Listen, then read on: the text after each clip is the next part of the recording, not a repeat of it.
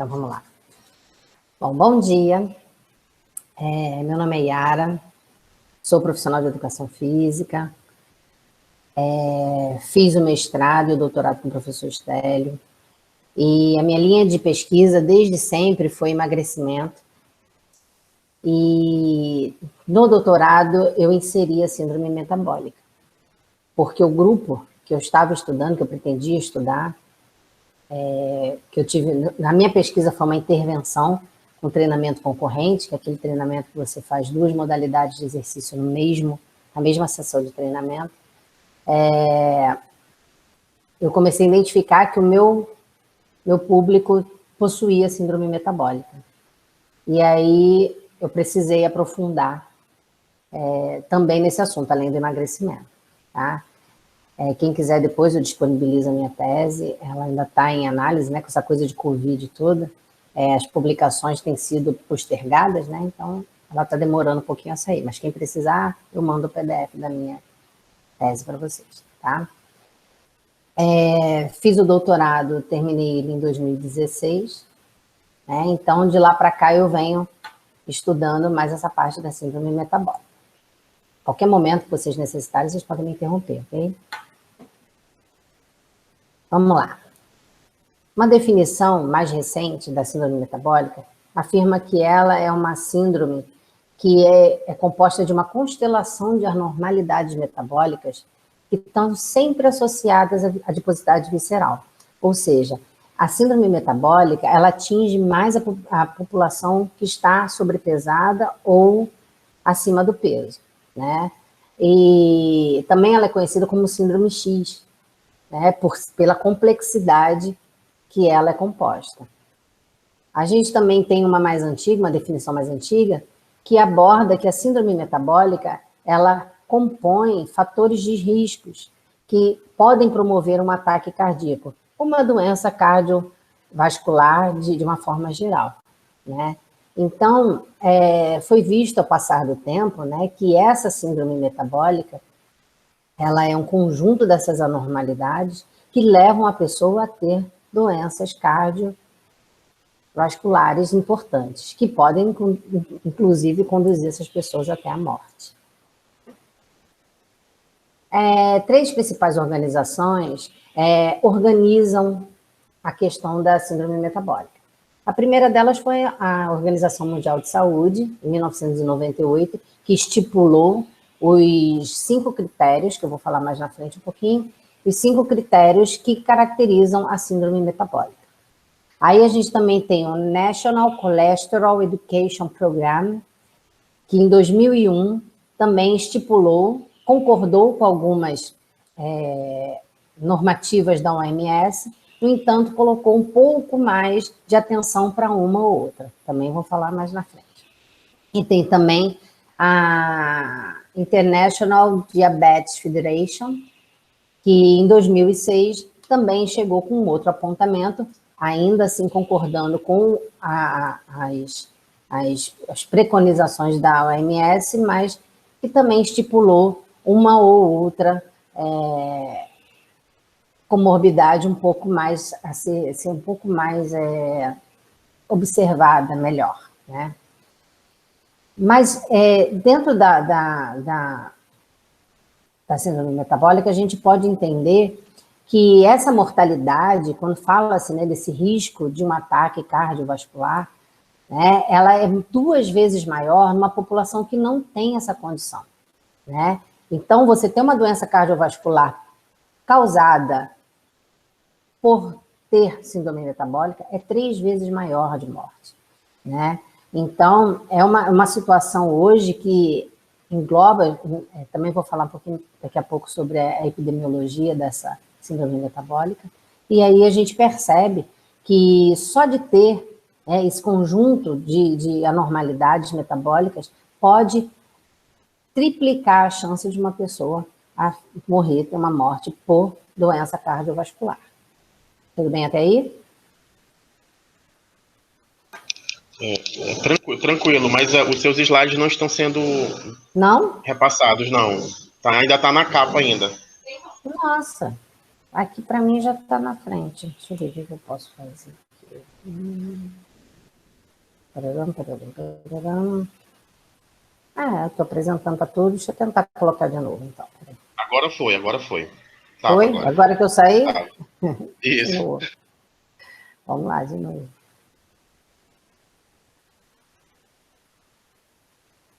Vê agora comigo. Tem tela cheia. Esse foi o último slide. Vê como é que tá aí.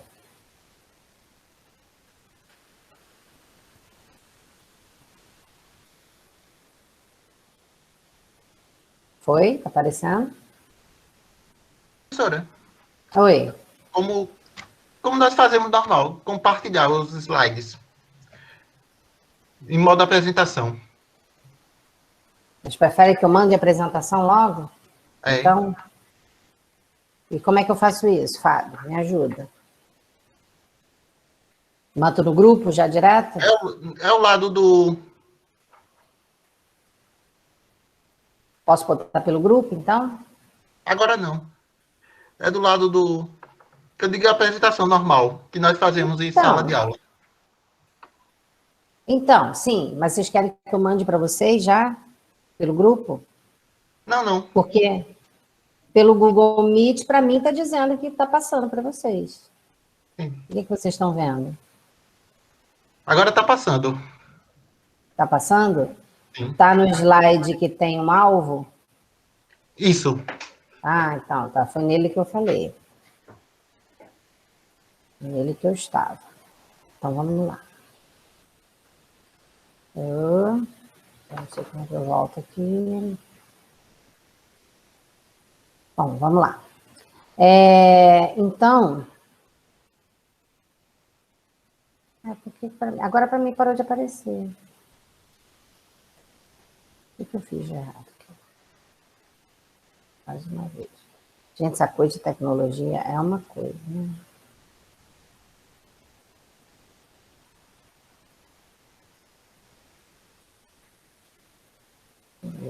Não consigo. Vamos dando feedback aí, o que está aparecendo para você.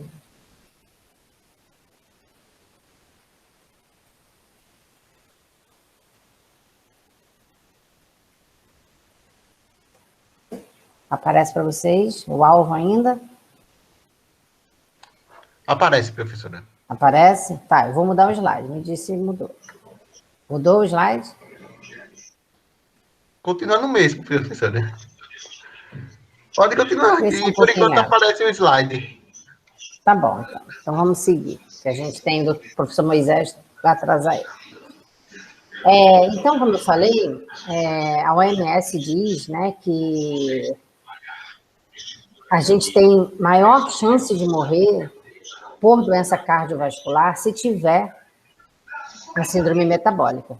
E a gente consegue um diagnóstico da síndrome metabólica por 3 formas.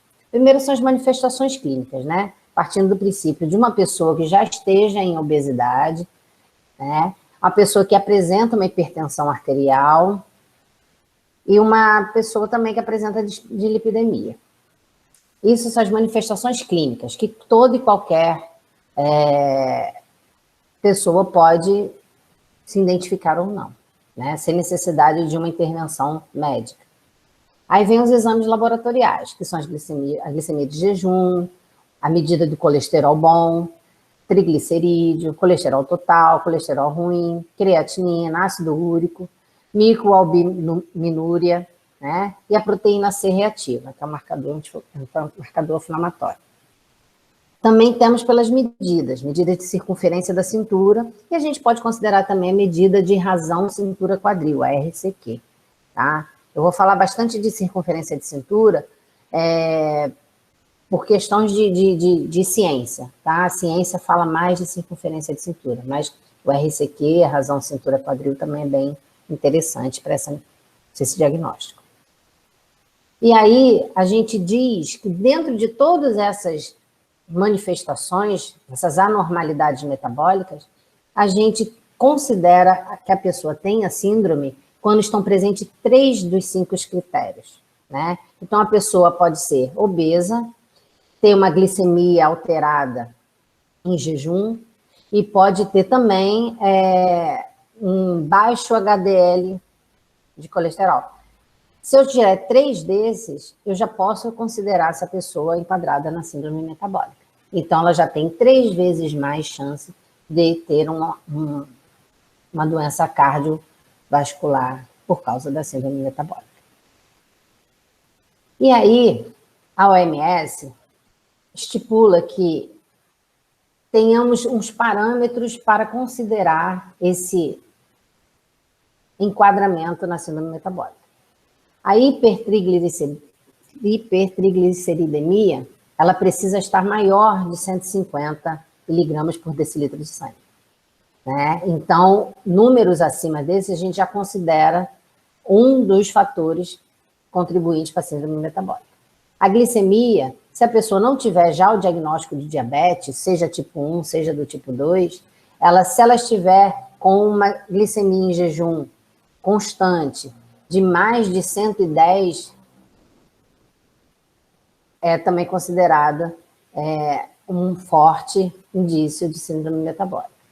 O HDL, se o HDL para a mulher tiver menor que 50, né, e menor de 40 para os homens. Hipertensão, se ela tiver maior de 130 por 85. E a obesidade central, considerando a circunferência de cintura, se a mulher tiver mais de 88 centímetros e o homem se tiver mais de 102 centímetros. Porém, todas aquelas organizações que eu falei, que elas conceituaram a síndrome metabólica, elas enxergam, como eu falei antes também, diferentes pontos de corte. Né? Para a OMS, é necessário que tenha entre os sintomas, dos 3 dos 5 sintomas, né, para diagnosticar a síndrome metabólica, é obrigatório que tenha a inclusão da resistência à insulina. Né? Então, esse exame é obrigatório que se faça. Né? Então, para o OMS, só pode ser enquadrada a pessoa com síndrome metabólica se ela tiver a resistência à insulina e mais 2, pelo menos. Tá? O National Cholesterol Education Program, ATP3, ele não existe essa comprovação de resistência à insulina, ou seja, ele concorda com todos os parâmetros da OMS, né? Qualquer parâmetro geral, né? Dos estipulados pela OMS. Então, qualquer um desses 5 que eu apresentei a vocês, hipertrigliceridemia, glicemia, jejum, HDL baixo, hipertensão e obesidade central, qualquer 3 desses 5 já pode ser considerado, segundo o NCEP. E quanto à Federação Internacional de Diabetes, ela considera que o marcador da obesidade visceral, que é a circunferência de cintura, seja o mais considerado, né? E ainda mais porque eles lançaram, no estudo de 2006, eles lançaram essa diferenciação da medida de circunferência de cintura de acordo com a etnia das pessoas, de acordo com a etnia populacional. Ele aponta que necessita ter essa observação. Tudo bem até aí?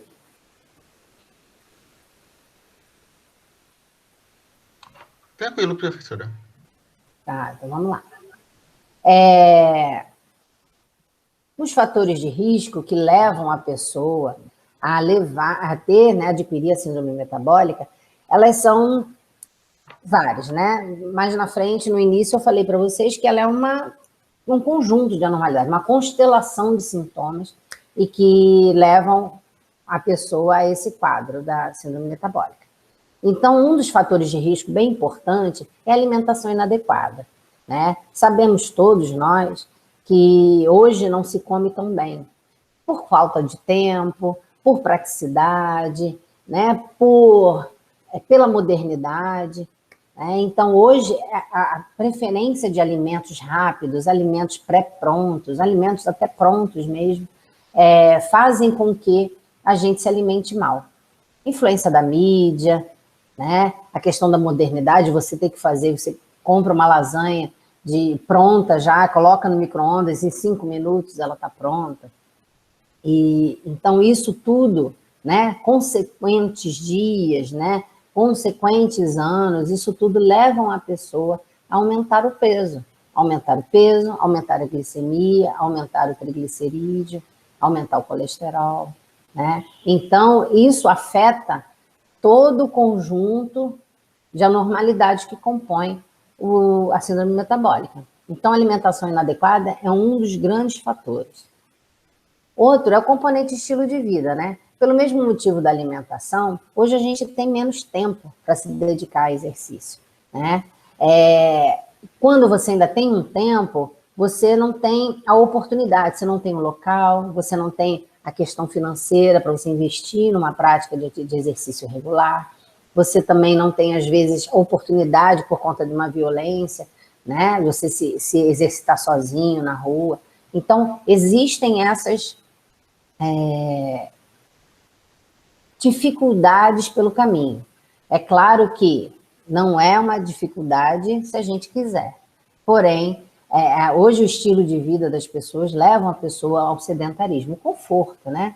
A gente pode também botar o conforto, a modernidade nisso. Cada vez mais existem aparelhos, existem mecanismos que diminuem a nossa ação motora, né? A gente vê desde o começo, elevador, escada rolante, controle remoto, vidro elétrico do carro.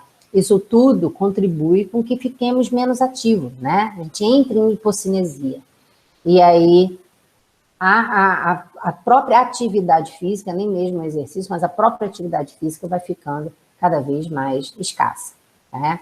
E com o sedentarismo, muitas vezes vem junto o etilismo, né? Essa ingesta aumentada da bebida alcoólica, e também o tabagismo, né? Que aí a gente também coloca fatores psicológicos nos dois, né? Fatores psicológicos e de ansiedade, e muitas vezes as pessoas utilizam esses recursos do álcool e do tabaco para poder passar os dias, né? Temos também a questão do sexo no sentido de gênero, né? Que as mulheres elas têm mais probabilidade a ter um aumento da obesidade, né?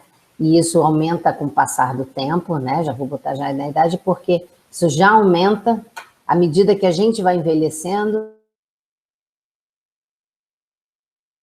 Envelhecimento, a gente tende a armazenar mais gordura, né? Então, as mulheres, mais do que os homens, estatisticamente falando, elas têm maior propensão a ter obesidade e, consequentemente, a síndrome metabólica.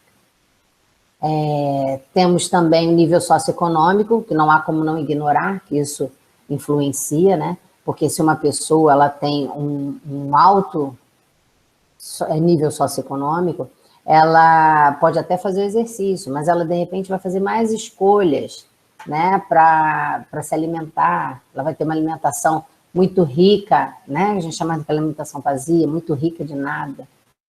E, ao mesmo tempo, também a gente tem uma pessoa com baixo nível socioeconômico que não tem dinheiro suficiente para manter uma alimentação regulada, uma alimentação equilibrada, rica em nutrientes do que, de fato, ela precisa, né? E acaba optando pela aqui no Rio a gente fala muito isso, né? Pela coxinha com suco de caju, porque é bom, barato e está à mão, né? Então, o nível socioeconômico acaba influenciando diretamente nessa questão da alimentação e do sedentarismo.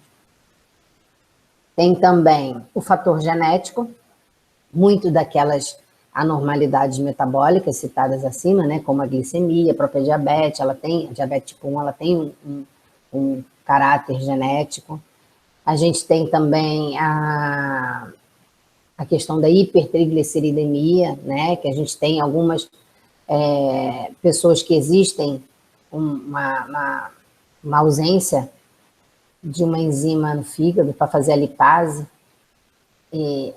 a enzima lipase para fazer a lipólise, e acaba armazenando muita gordura no fígado. Temos também a questão da obesidade. A obesidade também tem um fator genético forte, né? E os três também são fatores de risco para a síndrome metabólica. E aí, eu mostro para vocês um quadro que aponta, né, do lado esquerdo que vocês estão vendo, né, são os fatores de risco da síndrome metabólica, né, que é um alto triglicerídeo lá em cima, a inflamação, diminuição do HDL, né, estresse oxidativo, adiposidade abdominal, um estado de trombose, né, glicose alta, resistência à insulina e a hipertensão. E do lado direito são as doenças associadas, né, porque a síndrome metabólica, uma vez ela instalada, desses da esquerda, se a pessoa tiver 3 desses todos aí, né, ou dos 5 maiores que são preconizados lá pela Organização Mundial de Saúde, a gente tem do outro lado as doenças que estão associadas, né? A primeira delas é uma desordem neurológica, né, que pode afetar e desenvolver doenças neurológicas importantes. Temos também a síndrome do ovário policístico. Temos cânceres, diversos tipos de cânceres. Temos doenças cardiovasculares, né? Também de todas as formas, né? Inclusive a trombose, que é uma que está lá do outro lado do risco, fator de risco. Diabetes tipo 2, está bem associada à obesidade. Temos também o AVC, o stroke, né? Que é o AVC, o derrame. E temos o NASH, que é a esteatose hepática, né? Que é a tal da gordura no fígado por excesso de triglicerídeo, né? Por o fígado não conseguir metabolizar isso tudo. Então, todo essa associação entre os fatores de riscos e as doenças promovidas pela síndrome metabólica, elas têm como influenciadoras as drogas, né, remédios que também podem causar, podem influenciar, não vou dizer para vocês que podem causar, mas podem influenciar no aparecimento da síndrome metabólica, né, drogas de uma forma geral, drogas, medicamentos, drogas, uso de drogas, e também todos os tóxicos do meio que a gente vive, né? Sedentarismo, etilismo, tabagismo, tá? E aí, com isso tudo, as respostas, né, são alteradas. Tudo bem até aí?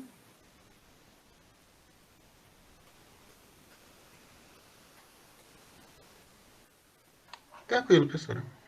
Ótimo, então vamos lá. Como eu falei antes para vocês, a gente tem alguns dados, né, epidemiológicos da síndrome metabólica, né? Então, de acordo com o CDC, que é um órgão americano que ele estuda, é o Centro Nacional de Controle de Doenças, né? E eles dizem que no último dado deles de 2017, cerca de 1/3 dos adultos americanos tinham síndrome metabólica. Né? Desde sempre a gente escuta falar que os americanos eles têm uma alimentação muito rica em gordura, muito rica em açúcar, muito rica em sódio. Né? O fast food veio de lá. Então, cerca de 1/3 da população americana tem a síndrome metabólica. Isso é muita coisa, muita gente. Né? Desde 1980, eles dizem que essa prevalência da obesidade dobrou cerca de 73 países e aumentou em muitos outros. Né? O que é preocupante é porque não só afetou os adultos, mas afetou também as crianças. Né? E a gente pode dizer que é aquele desbalanço, é o que gera obesidade, aquele desbalanço entre a ingesta e o gasto energético. Então, temos uma alimentação ruim, muito sódio, muito açúcar, e aí a pessoa não faz atividade física, ou não faz o tanto quanto deveria, de acordo com o que ingere. E aí acaba levando à obesidade. Essa desregulação, né, de ingesta e gasto leva à obesidade. As crianças sofrem bastante por causa do apelo da mídia. Né? Então, a mídia, eu creio que se vocês têm filhos, vocês passam muito por isso, né? Passa alguma coisa na televisão, passa alguma coisa num desenho animado, aquilo já leva a vontade das crianças a consumirem aquilo que está sendo visto, né? Ou pela aparência que aquilo tem, ou então curiosidade, né? E isso leva a que as crianças tenham também já um quadro de obesidade infantil. Porque a síndrome metabólica, ela também pode ser associada a crianças também, crianças e adolescentes, tá? Há estudos bastante interessantes. Eu não trouxe muitos dados de crianças e adolescentes aqui não, porque ia ficar muito extenso, mas sugiro a vocês que se interessarem, vocês procurem, porque tem muita coisa já publicada sobre isso. Nos últimos anos, foi visto que os homens jovens, né, em países com baixo nível socioeconômico, também deu uma engordada, né, que praticamente corrobora com a questão de você ter, né, o alimento ruim, né, alimento ruim e a falta da prática de atividade física. Né? Então, é possível a gente ver, né, que eu falei antes de uma obesidade infantil, que atinge as crianças e adolescentes, atingem as pessoas jovens, homens jovens, mulheres jovens, e atinge também adultos, de uma forma geral, idosos também, a gente também alcança os idosos.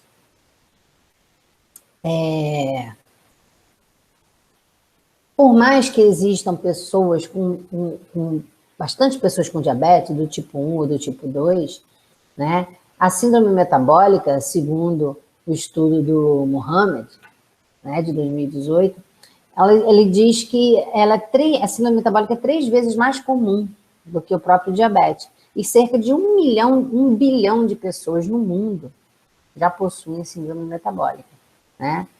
E ela é mais comum que o diabetes por causa de todos os outros fatores, né? Colesterol, hipertensão arterial, hipertrigliceridemia, né? A obesidade central, né? Na região da cintura.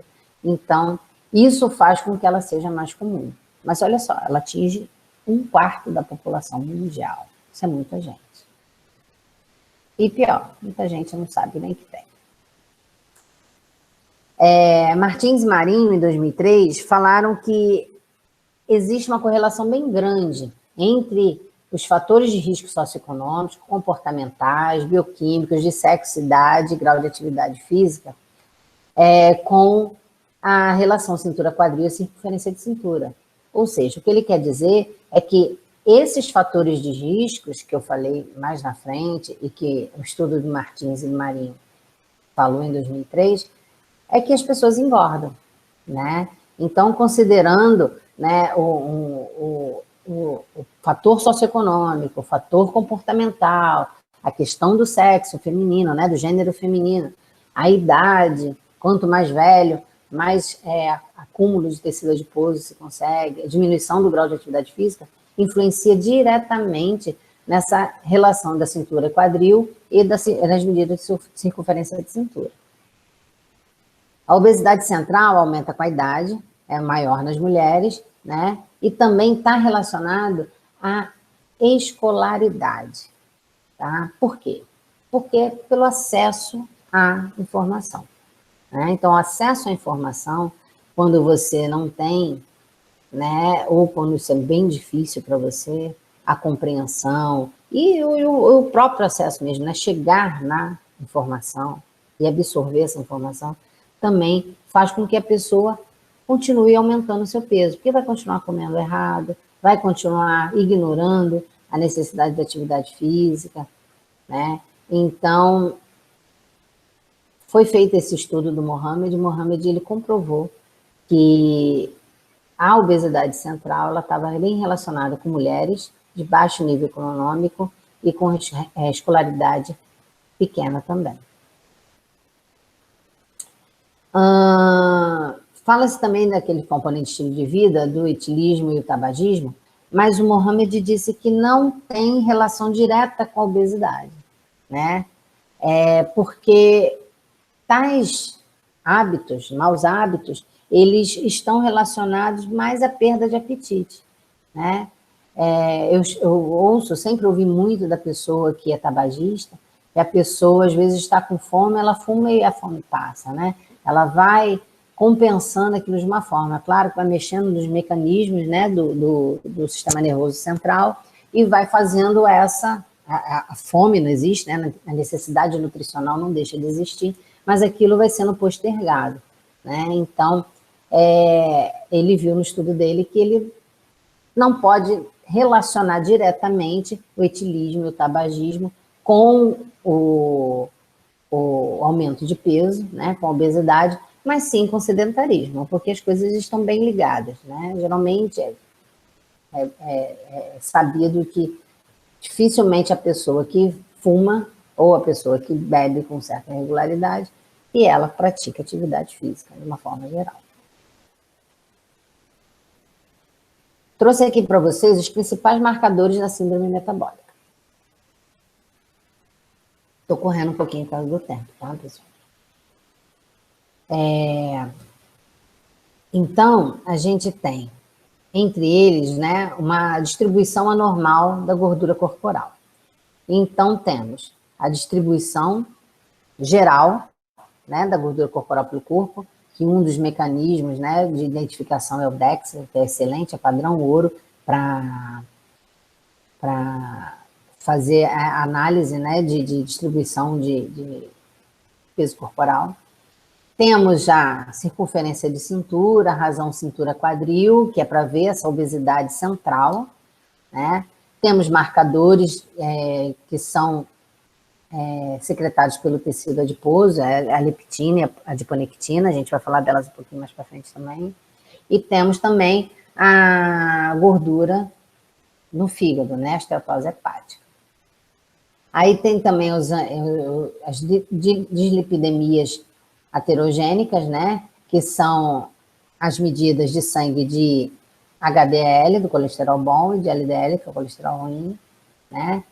Temos a disquicalidemia, né? Que é o OGTT, que é um marcador, né? Que ele está associado ao cálcio, né?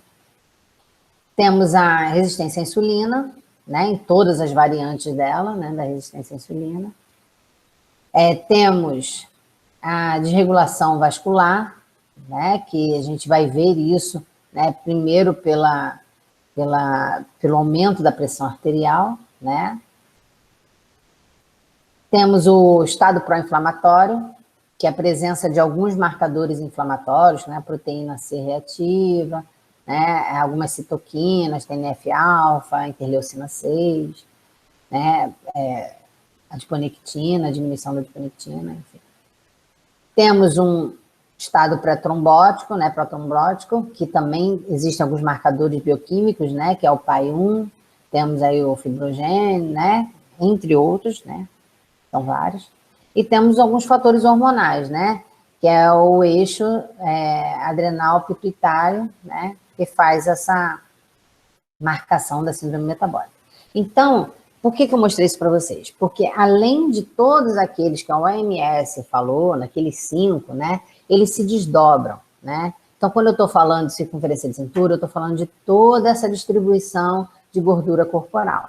Quando eu estou falando de aumento da glicemia, eu estou falando de uma resistência à insulina. Então, eu estou falando de todo esse apanhado da resistência à insulina. Quando eu estou falando de um estado pró-inflamatório, eu estou falando dos marcadores bioquímicos que são secretados, a maioria das vezes, pelo tecido adiposo, que também estão presentes. Então, é o desdobramento de todos aqueles, né? Como se a gente fosse mais a fundo. Porém, apesar de ter tanto marcador, né, tantas possibilidades de a gente identificar a síndrome metabólica, a gente pode dizer que a circunferência de cintura é a forma da gente chegar a começar a identificar a presença da síndrome metabólica de uma maneira mais fácil, mais simples e menos custosa, né? Ela é preconizada fortemente, né, as desordens metabólicas. E essa relação da cintura-quadril, ou da circunferência de cintura, com a obesidade central e a presença da gordura visceral, ela é claríssima. Por que RCQ e por que circunferência de cintura? RCQ é a razão da cintura-quadril. Eles dois têm o mesmo peso. Porém, a circunferência de quadril é uma medida única. A medida que se passa uma trena, uma fita métrica, por volta da cintura, na linha do umbigo, né, da cicatriz umbilical, e ali ela fica, ela dá um número, e esse número é jogado na tabela, para a gente ter uma ideia de como é que está esse risco metabólico da pessoa, né? Porém, a razão cintura-quadril, a gente só precisa, a mesma fidedignidade, porém a gente precisa de um cálculo simples, a gente precisa fazer a medida da cintura e a medida do quadril, né, na altura do trocânter, e trocânter femoral, e aí a gente faz uma divisão de um pelo outro, e vai dar um número de razão, e esse número de razão também entra numa tabela, e essa tabela também vai dizer qual é a probabilidade da pessoa ter algum risco cardiovascular, tá? Então, por facilidade e por praticidade, né, a circunferência de cintura é a mais utilizada na ciência, como um todo. Martins e Marinho falaram que a razão cintura-quadril, ela tem relação melhor com aqueles fatores econômicos, né? A desnutrição pregressa, né? Algumas iniciativas de suspeita da síndrome metabólica do que a circunferência de cintura, né? Como eu falei, a razão cintura-quadril, ela vai dar um número de razão, mas a circunferência de cintura é mais rápida, mais simples, tá? É mais comumente usada. E eu tinha dito para vocês que a Federação Internacional de Diabetes, ela considerava a circunferência de cintura como marcador melhor, né? E também podia considerar que a etnia faz uma diferenciação entre elas, né? Então, aí nesse quadro eu mostro para vocês, todos, né, como eles dividiram por região, por grupo étnico, né, tem os europeus, tem os asiáticos do sul, chineses, japoneses, né, aqui na América do Sul e América Central, os africanos e o povo mediterrâneo, né. Então, aqui vocês podem ver que eles usam os parâmetros do sul asiático, né? Que são esses aqui. Isso, que são esses aqui. Onde a mulher ela precisa ter uma circunferência de cintura, né? Maior ou igual a 90, né? O homem, e a mulher maior ou igual a 80. Quando eles lançaram, isso aí foi em 2006. Quando eles lançaram isso foi feito um estudo longitudinal, né, de bastante tempo, e se vocês quiserem depois eu disponibilizo para vocês esse estudo, mas ele foi fortemente batido por causa desses valores de medida, né? Porque como é que ele vai falar, né, a discussão grande era essa, como é que eles iam falar do povo étnico da América do Sul, da América Central, comparando com asiáticos, né? A gente vê lá, ó, baseado em chineses, malaios e asiáticos indianos, que tem clima diferente, população diferente, hábitos diferentes, culturas diferentes.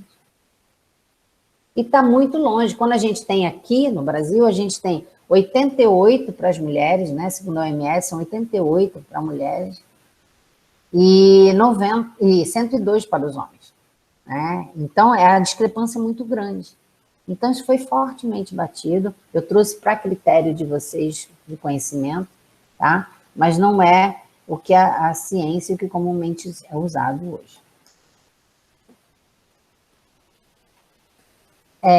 Aí foi exatamente o que eu falei, né? Logo outro estudo, em 2006, ele apareceu já falando que não servia, né? Aqueles apontados pela Federação Internacional de Diabetes, porém, eles sugeriam um outro ponto de corte, que é entre mulheres a 84, né, mais de 84, já apontavam um risco de doença cardiovascular, e homem a 88. Que se vocês pegarem as três, né, a gente tem uma confusão, afinal, o que a gente segue, né? O que deve ser considerado? A ciência, né, os estudos sobre síndrome metabólica que relacionam um dos fatores de risco à obesidade central, né, ela preconiza sempre a OMS, né, que é o órgão que tem mais força entre eles. Porém, a gente pode enquadrar isso de uma forma que a gente pode colocar graus, né, de risco, né? Então, fica entendido que a pessoa, um homem, para ele ser considerado um baixo risco de complicações metabólicas por causa de uma circunferência abdominal, né, a partir do diagnóstico da circunferência abdominal, vai de mais de 94 centímetros. Então, se ele tiver mais de 94 e a mulher mais de 80, ele tem um baixo risco.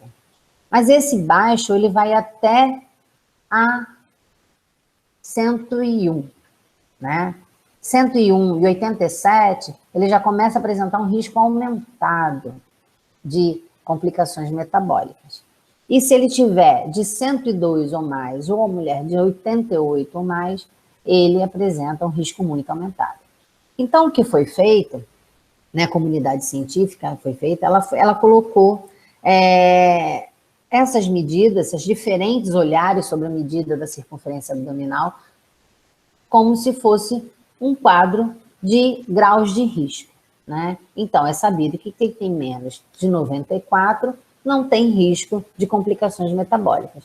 E quem tem mais de 102, no caso dos homens, né, quem tem mais de 102, tem um risco muito aumentado, né? Então, para uma melhor compreensão, foi feita essa divisão por graus de risco. Tudo bem aí? Sim, professora. Então vamos seguir. Me interrompe se necessário, tá? Professora, eu queria até colocar uma observação. Sim. Né? Então, nota-se, por exemplo, que sempre a inflamação ela acaba sendo derivada dessas questões metabólicas endócrinas descontroladas. E aí, tanto na síndrome metabólica, como cada tipo de comorbidade isoladamente falando, né? Então, a própria diabetes, a própria obesidade, assim por diante. Sim.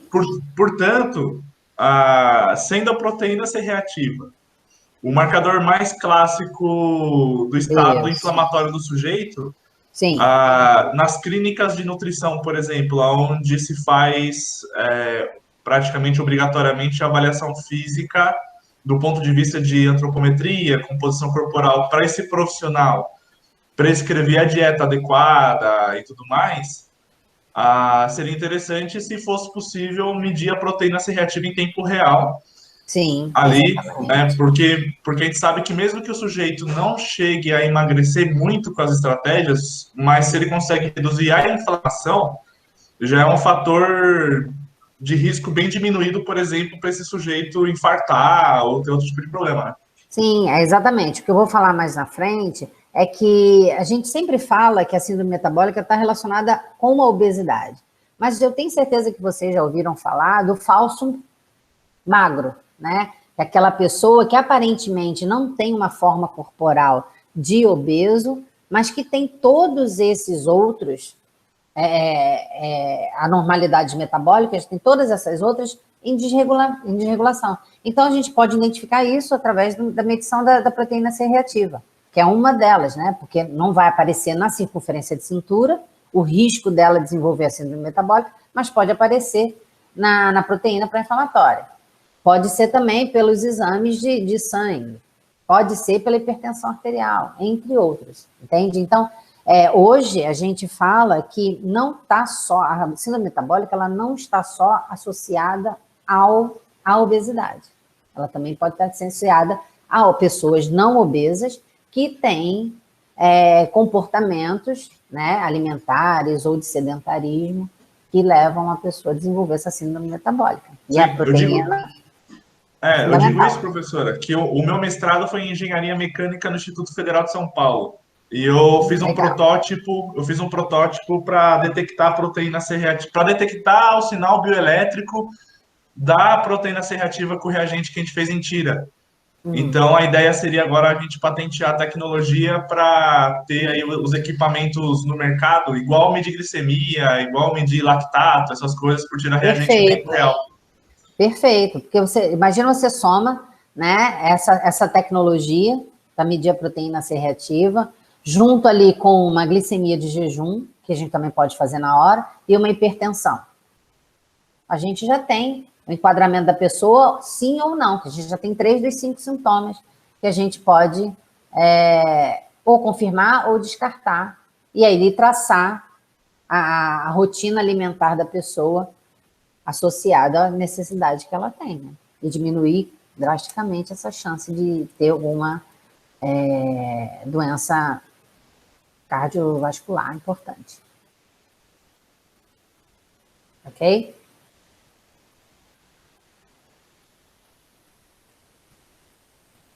Oi, tudo bem aí, gente? Tranquilo, professora. Então, vamos lá, vamos dar sequência. Então, as causas da síndrome metabólica, elas estão associadas a 3 grandes grupos, né? Uma é a obesidade, que eu falei ainda há pouco, que não está inteiramente associada, né? Mas é um fator pré-determinante mesmo, importante. A resistência à insulina, ou a glicemia alta, né? E a inflamação. Então, esses 3, eu vou falar bem desses 3, bem quase que junto, porque eles estão bem ligados, né? E aí também tem a genética, ou a epigenética, e a questão do sono, que é uma informação importante e diferente, que a gente nunca olhou por esse lado. Tá? Vamos lá. Obesidade e resistência à insulina, né? Então, eu tenho aqui tudo o que o tecido adiposo, né, que o adipócito secreta, né? Então, eu tenho os que influenciam, que estão vindo da esquerda, os que influenciam esse aumento do tecido adiposo, e depois, do lado direito, tudo que ele pode levar. E aí eu tenho 3 bem importantes, né? Que é o hormônio leptina, que é o hormônio da saciedade, né? Eu estudei ele no mestrado, também fazendo a medição dele no grupo, né? Temos a interleucina 6, interleucina 8, TNF-alfa, né? O fator de necrose tumoral, adiponectina, e a gente ainda tem mais, tá? Eu vou falar mais na frente. Mas essa figura é só para vocês terem uma ideia do que promove o aumento desse tecido adiposo, né? A multiplicação dessa célula adiposa e tudo que ele secreta. Vamos lá. Então, o tecido adiposo ele vai secretar, estimular, inibir, né? Hormônios que vão ter uma influência na insulina. Ou seja, ou na atividade dela, né? Na produção dela mesmo, ou na sensibilidade, né? Então, por isso que se ajusta que a pessoa que tem uma grande quantidade de tecido adiposo, ela pode ter, sim, uma glicemia alta e, consequentemente, uma resistência à insulina importante. Algumas substâncias que são secretadas, né, pelo tecido adiposo, como eu falei, a leptina, a adiponectina, o fator de necrose tumoral, elas apresentam um papel fundamental com essa insulina, né?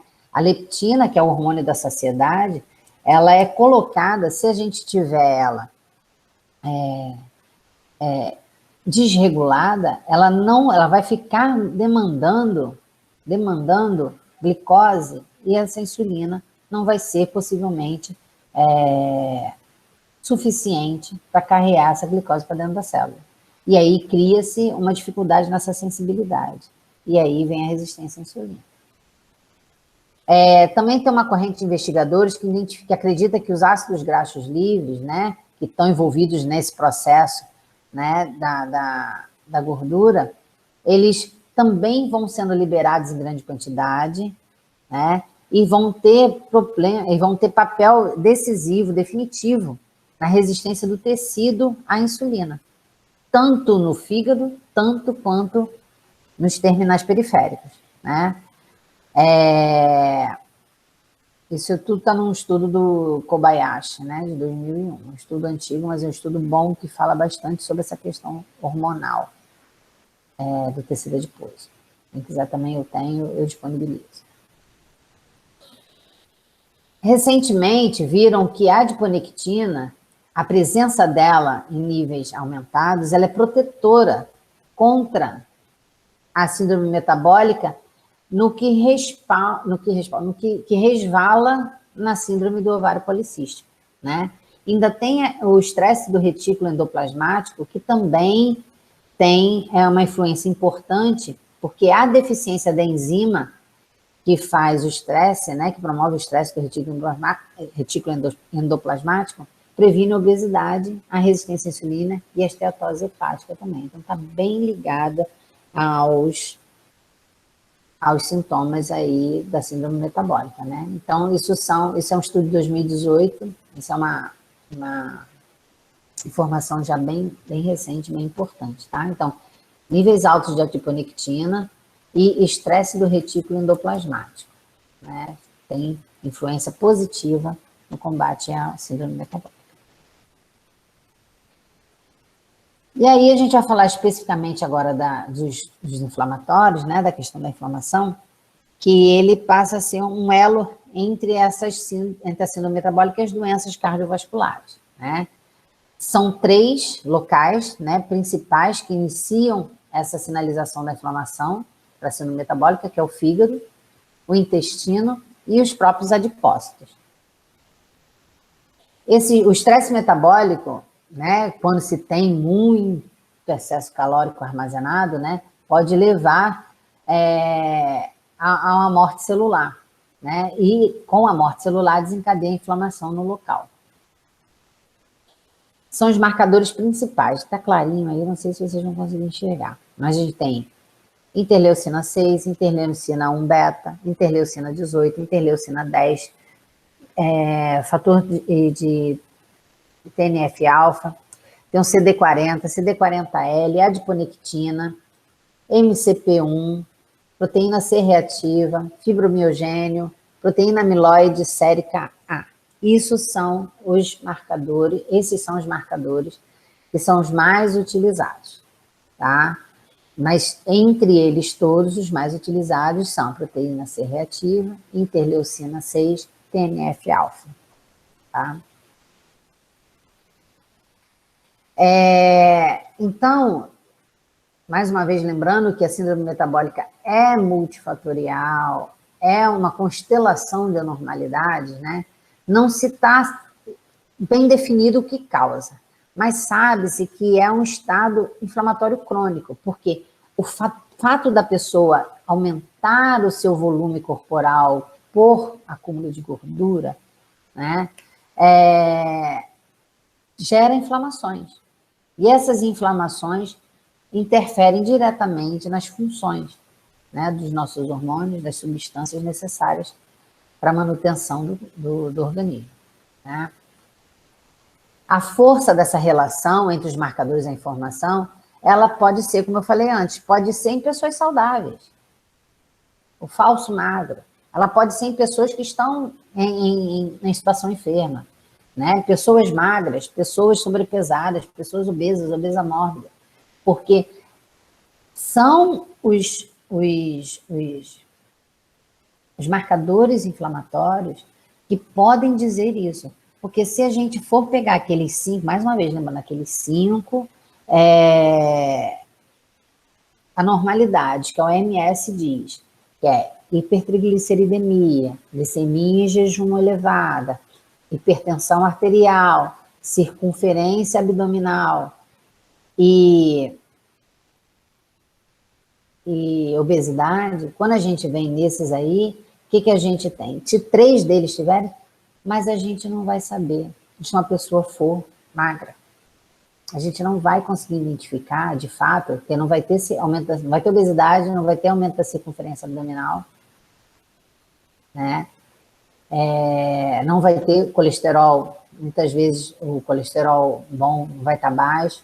Então, quando se tem a possibilidade de fazer essa intervenção através de uma proteína inflamatória, isso é bem importante, né? O estudo do colega aí vai ajudar muito, né, a essas pessoas que não tem obesidade aparente, mas que tem vários das anormalidades metabólicas que conduzem à síndrome metabólica, tá? Então, fique claro que não está associado a pessoas que tenham obesidade, somente, tá? Ficou entendido isso? Pessoal, ficou entendido? Ficou, professora. Ah, sim, então vamos lá. Aí tem a questão da epigenética, né? A epigenética, ela tem um papel importante na promoção da síndrome metabólica, né? Tem uma associação bem forte com o período gestacional, porque o feto é alimentado de tudo que a mãe consome, né? De bom e de ruim. É claro que o organismo tenta sempre pegar, né, o que é bom, mas se tem uma demanda muito grande, né, de energético, né, de alimento energético, aquilo vai sendo passado para a criança, né? E aí a gente ainda tem essa questão da amamentação logo depois, né, que é a nutrição pós-natal, né? E a presença da síndrome metabólica em adultos. Então, a mãe, que ela começa a gerar, né, o feto já numa condição de síndrome metabólica, possivelmente esse lastro também vai sendo passado para o feto, né? É o que a gente fala da epigenética, né? Vai sendo passado de mãe para filho. Tem também que considerar a obesidade lá na concepção, que podem já estar, se for. A gente tem essa relação, acredito que o professor Moisés vai falar melhor disso, mas que existe associação entre, se você tiver um progenitor obeso, né, é 50% pelo menos de chance da criança nascer obesa, né? Os outros 50% é pelo ambiente, né? Vai ser motivado pelo ambiente. Mas se você tiver os dois, essa criança certamente ela tem mais de 80% de chance de ser uma criança obesa. Então isso vem lá na concepção, vem lá nos espermatozoides ou nos oócitos, né, na mulher, né? E todo naquele ambiente intrauterino. Então, isso pode acontecer. A criança pode ser um bebê, né, já com indícios de que vai ser obeso. E aí vem entrando todos os outros fatores, né? Aí entra o fator ambiental, entra o fator socioeconômico, entra o fator de uma forma geral, tá? Todos os outros fatores que contribuem para a síndrome metabólica. E dois genes, né, se relacionam diretamente com a obesidade, que é a leptina, né, e o fator o TNF-alfa, né? Então, esses dois, eles se relacionam diretamente. E uma curiosidade, que foi nesse estudo aí do Gianotti, em 2015, que ele diz que se pai ou mãe eram obesos e foram submetidos à cirurgia bariátrica antes da concepção, as crianças oriundas dessa pessoa, elas vão ter menos probabilidade de desenvolverem obesidade e a síndrome metabólica. Esse é um dado bem recente, bem interessante. E a cirurgia bariátrica é uma coisa bem nova, né? Então, hoje a gente não tem como ainda, os efeitos, né? Os estudos vão aparecendo agora. E esse é um estudo bem importante, porque um dos motivos, das indicações de uma cirurgia bariátrica para obesos mórbidos é a presença da síndrome metabólica, né? E se essa pessoa fez a cirurgia e as chances de um filho dela, né, não terem essa epigenética forte de trazer consigo a propensão à síndrome metabólica, é fantástico, né? Então, é um ganho excelente, que é um ganho para a pessoa que fez a cirurgia bariátrica e para os descendentes dela, né? Isso é bem interessante. E aí a gente fala do sono, né? O sono que não se pensava antes, né?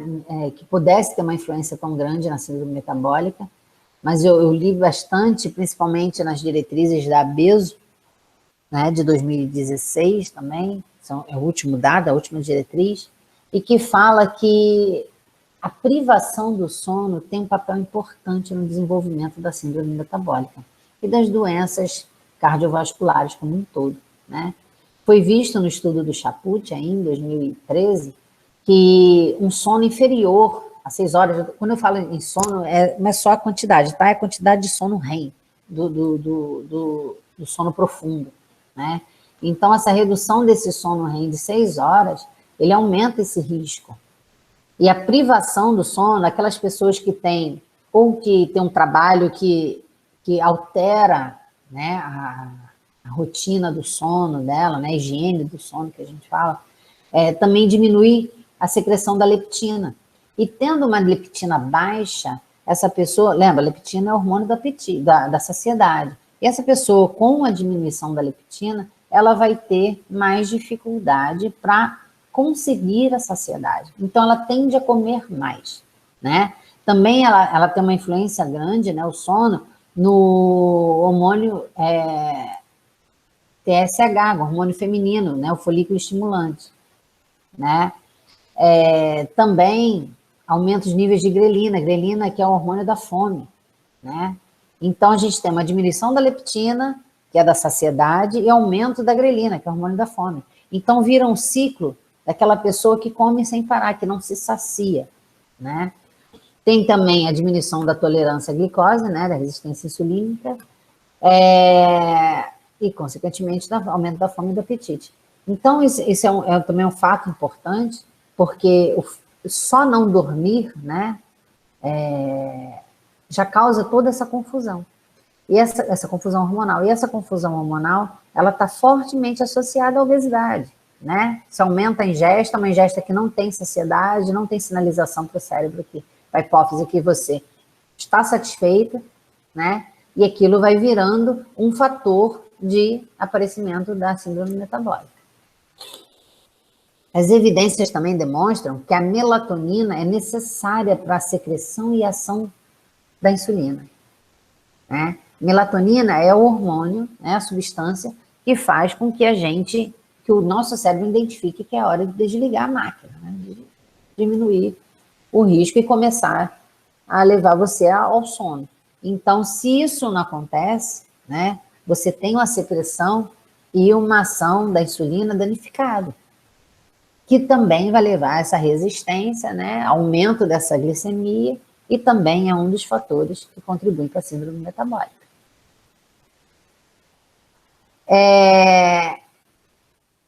Essa dificuldade do sono, né, que a gente chama, né, essa SAUS, né, que a gente fala que é essa dificuldade de entrar no sono, né, ou por fatores comportamentais ou por fatores hormonais, a longo prazo ela está relacionada com o aumento da resistência à insulina e com sequelas cardiovasculares pela presença da síndrome metabólica. E aí vem... antes, tudo bem com essa questão do sono? Ficou compreendido?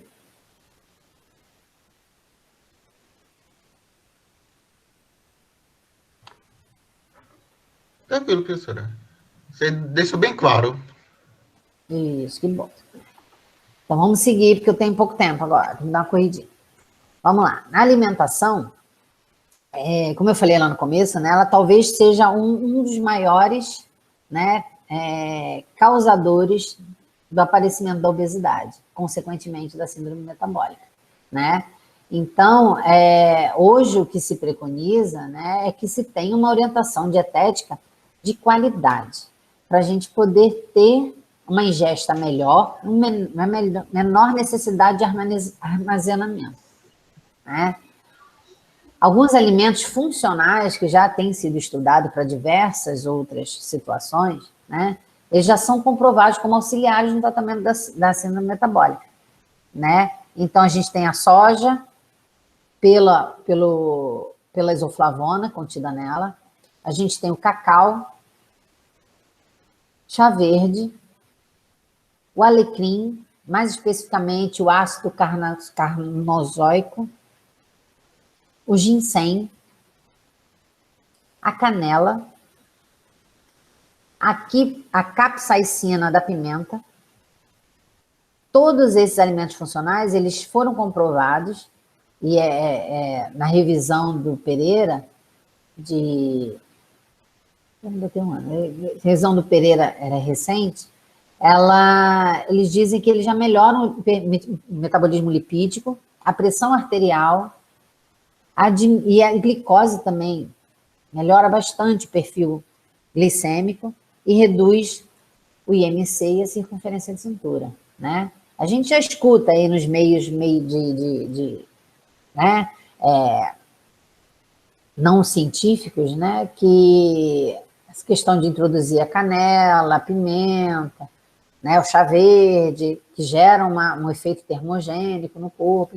Então começou o estudo por aí, né, começou a investigar exatamente até que ponto isso era aceitável, né, e comprovado para o emagrecimento. Então, o estudo do Pereira trouxe essa informação para a gente, né, um estudo de revisão dele.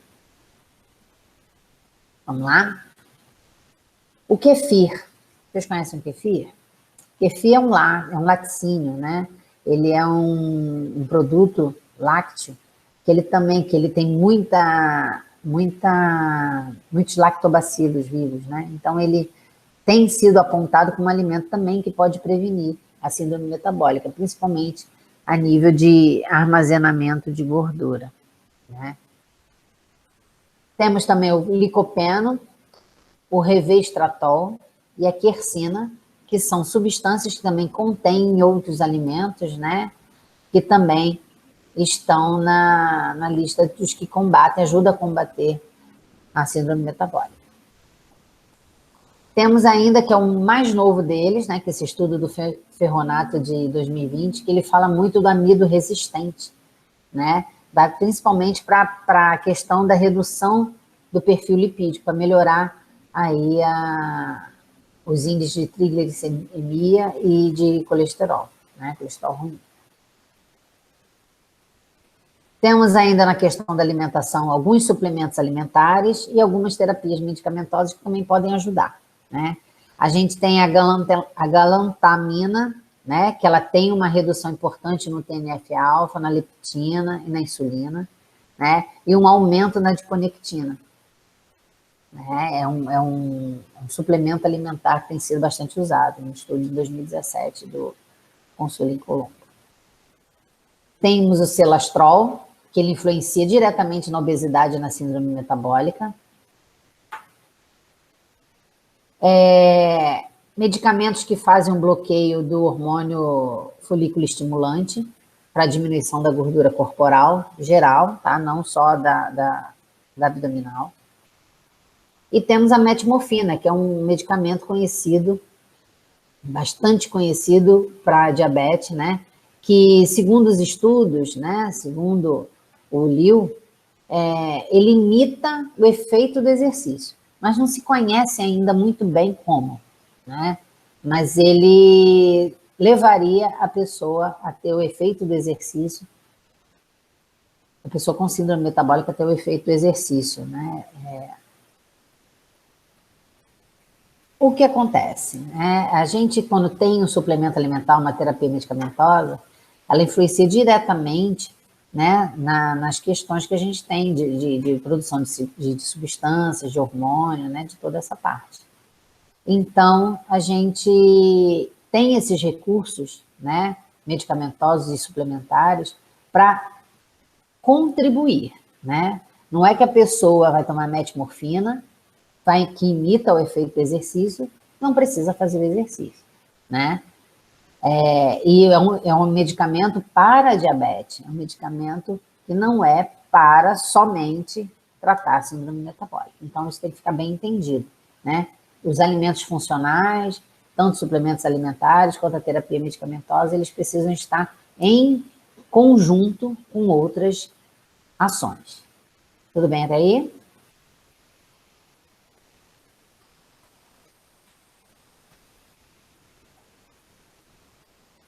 Sim, professora, tranquilo. Vamos lá. O exercício, que aí é já mais a minha praia, né?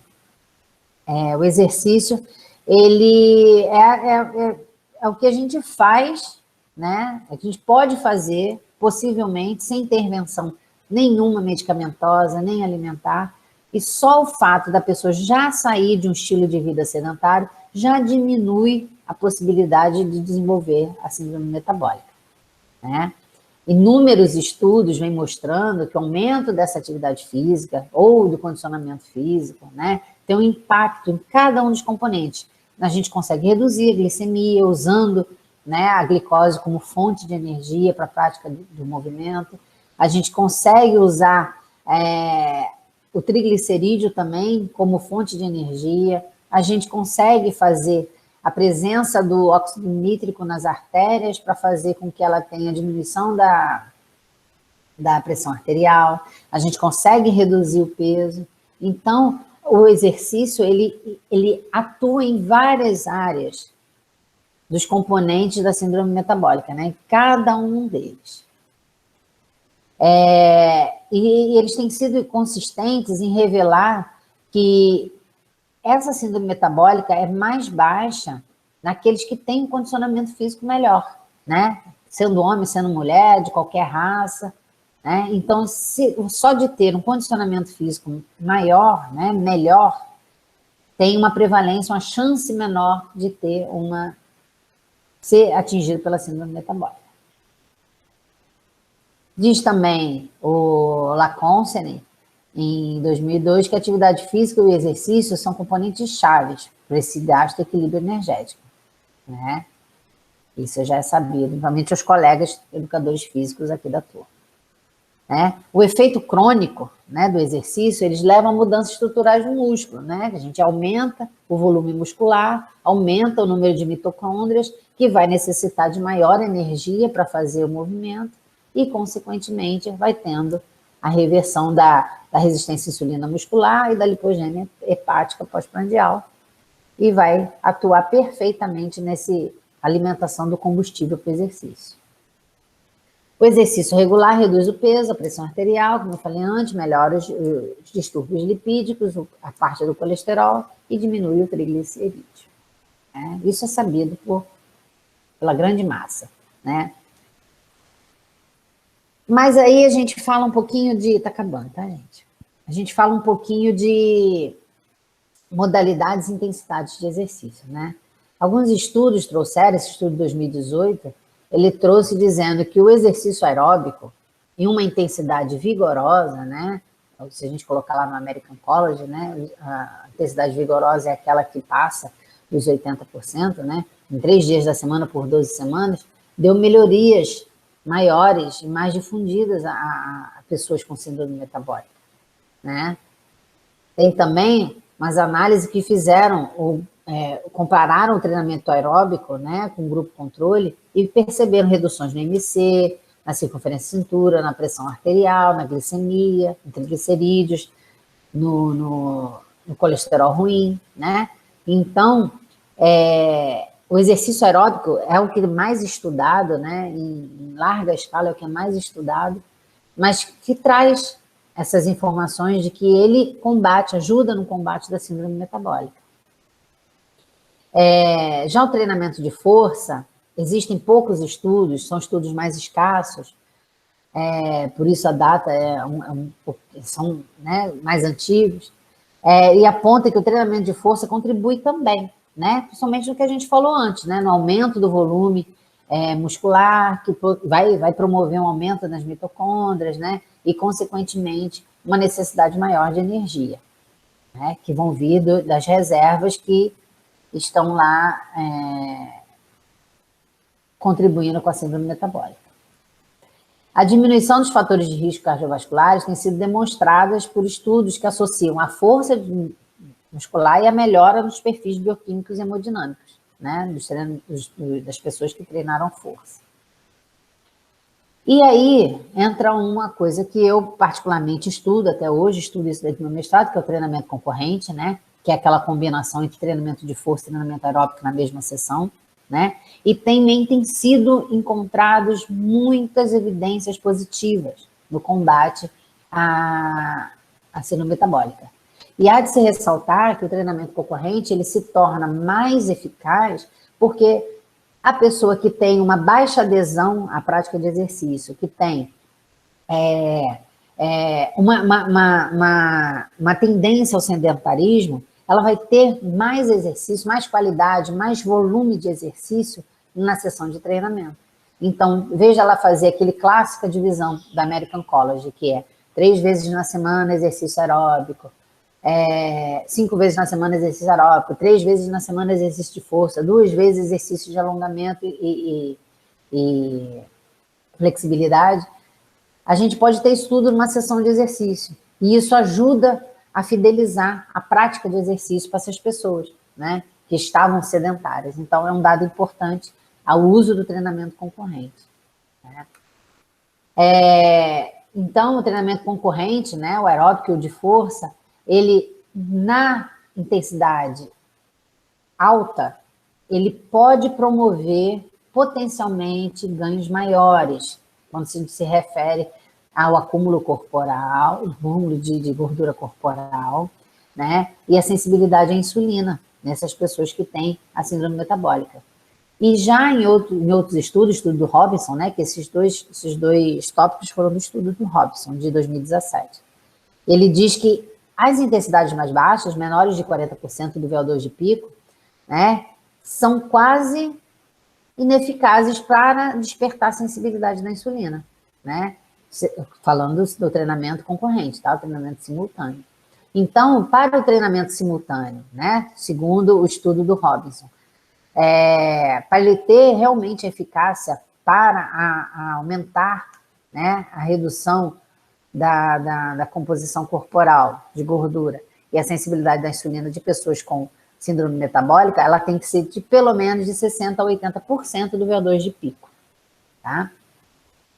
E o estudo de 2020 do Silva, ele diz que a intensidade e o modo de intervenção são fundamentais quando você vai projetar ou prescrever programa para adultos e idosos com síndrome metabólica. Então, ele, mais uma vez, a gente diz que, além de escolher, mais do que escolher a modalidade, se ela vai ser aeróbica, se vai ser de força, se vai ser combinado, a mais importante é a intensidade, né? Para a gente poder ter os ganhos do exercício a nível de resistência à insulina e de diminuição da composição corporal. Então, essa tríade, né, que a gente tem, todas essas informações que eu passei para vocês, elas se reduzem nessas três, nesse pilar, né, nesses 3 tópicos, nessa tríade. É o exercício físico, que precisa ser, independente da modalidade, ele precisa ter uma intensidade entre 60%, os estudos de hoje, né, entre 60% a 80% do pico de VO2, né, para poder surtir os efeitos esperados para portadores da síndrome metabólica. A alimentação precisa ser uma alimentação balanceada, alimentação que você tenha orientação nutricional, né, para fazer melhores escolhas, não digo nem nada de dieta, mas aprender a comer, né, fazer melhores escolhas e saber quando e como comer, né, e a terapia medicamentosa ou suplementar, caso seja necessário, que aí só a influência médica é que vai definir isso, tá? Peço desculpa aí pelo latido da cadela. E era o que eu tinha para passar para vocês, tá? Estou aberta a perguntas, se vocês precisarem, se tiver alguma dúvida.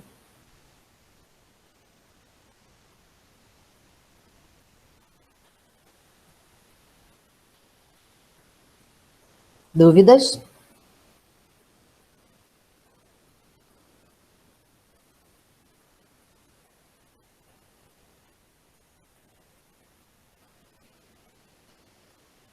Tranquilo até agora, professora.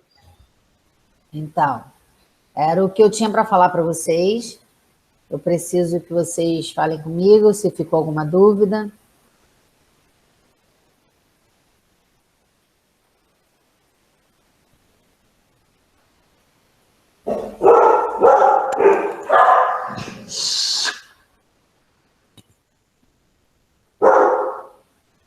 Pessoal, alguma dúvida?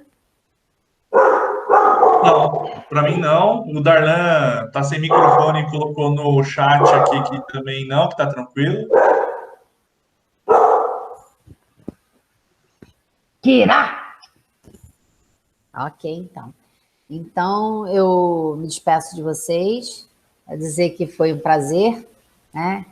Meu e-mail está aí, eu me coloco à disposição de vocês, caso queiram os artigos, caso queiram a apresentação, eu vou mandar no grupo, né? E no que eu puder ajudar, podem contar comigo, ok?